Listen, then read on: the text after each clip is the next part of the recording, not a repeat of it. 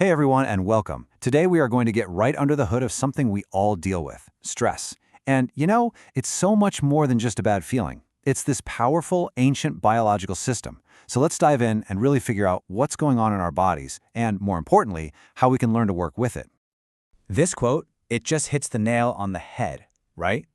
It really sets the stage for why this is such a huge topic today. See, in our modern world, the things that stress us out have changed like crazy. But our biological reaction, that stayed pretty much the same.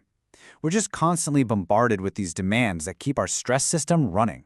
And that turns what should be a short-term survival tool into a serious long-term health problem. So let me ask you this. Does this sound familiar? That feeling of being constantly on edge, maybe a little irritable, or just flat out exhausted. It can honestly feel like your internal alarm is just jammed in the on position. We're going to explore exactly why that happens, and this is the important part, how you can find that off switch. To really get a handle on stress, we have to rewind, way back. Because this whole response, it isn't some flaw in our design, it's a feature. It's a deeply ingrained survival mechanism that evolved for one reason, to protect us from immediate physical danger. Okay, so think of your body as having two basic gears. First, you've got the sympathetic nervous system. That's the gas pedal. It revs you up for fight or flight. Then, on the other side, you have the parasympathetic system. That's the brake. It handles rest and digest, helping you calm down, recover, and repair. In a healthy system, you're shifting smoothly between these two all day long. Now let's get into the actual machinery that powers this whole alarm system. We're going to look at what happens when the stress isn't just a brief scare, but that prolonged, grinding pressure. And this is where the hormones really come into play. This whole thing is the body's emergency chain of command, and it's called the HPA axis. It's basically a cascade, like a set of dominoes. It starts in the brain's command center, the hypothalamus, which sends out a signal. That signal triggers the pituitary gland to release its own messenger, which then travels down to the adrenal glands. They sit right on top of your kidneys, telling them to unleash the main event, cortisol. So, cortisol. Think of it as your body's long-endurance fuel. Adrenaline gives you that initial heart-pounding jolt, but cortisol is what keeps you going through a prolonged crisis. It floods your body with energy by mobilizing resources, and at the same time, it shuts down anything non-essential, like your immune system or digestion. Super useful, but only in the short term. But what happens when that crisis isn't a tiger in the bushes, but a looming deadline, or financial worries, or just the constant ping of notifications on your phone? What happens when that prolonged stress becomes, permanent? That's when we start paying a really heavy price. And this right here is the key question. A system that was designed for brief life-or-death emergencies actually becomes toxic when it never gets a chance to shut off. So let's take a look at the specific toll this takes on our bodies and our minds. Scientists actually have a name for this. It's called allostatic overload. It's a fancy term, but all it really means is the cumulative wear and tear on your body that comes from being in a constant state of adaptation. It's the gradual damage that happens when your systems are pushed into overdrive day after day after day. And that wear and tear, wow, it really shows up physically. All that chronic cortisol can lead to high blood pressure, making your heart work way harder than it should. It suppresses your immune system, which is why you might get sick all the time. It can completely wreak havoc on your digestion and fundamentally messes with your ability to get deep, restorative sleep. The impact on the brain is just as serious.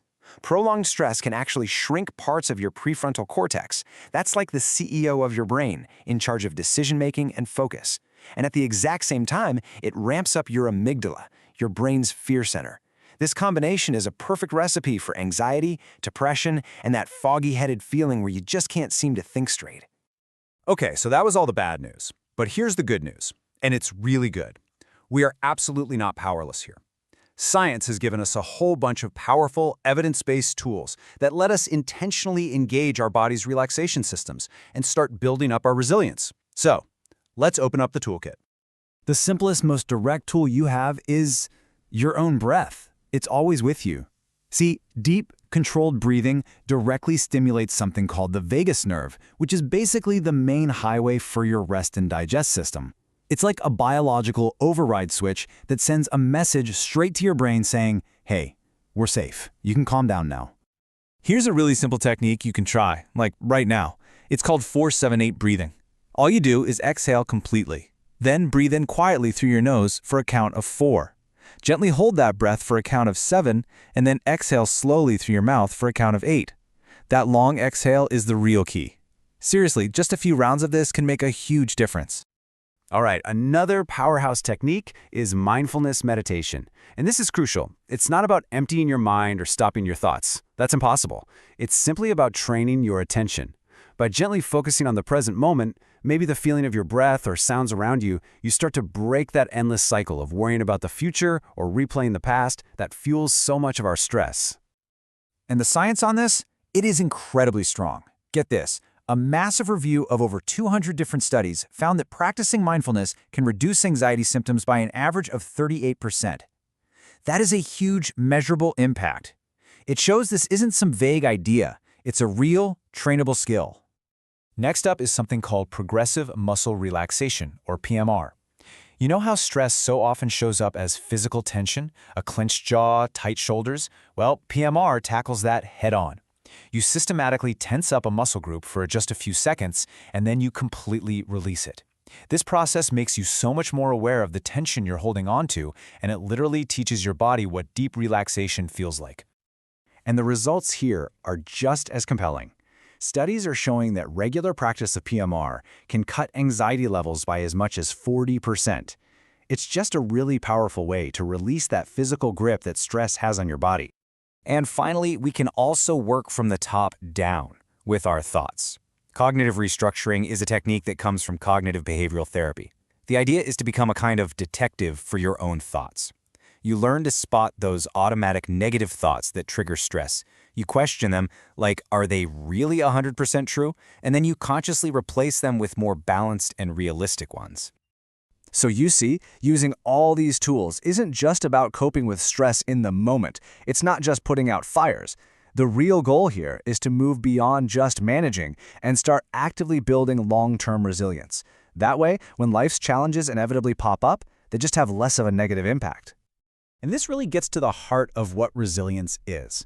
It's not about being tough, like a stone pillar that just cracks under enough pressure. It's about being flexible, more like bamboo that bends in the wind but doesn't break. And we cultivate that flexibility through things like optimism, strong social connections, a sense of self-efficacy, believing you can handle things, and having a guiding sense of meaning and purpose. So I'll leave you with this thought. Your stress response, it's not your enemy. It's this incredibly powerful system that was built for your survival. The real question is, now that you understand how it works, how will you consciously choose to train and guide that system, not just to survive the challenges of modern life, but to actually thrive within them?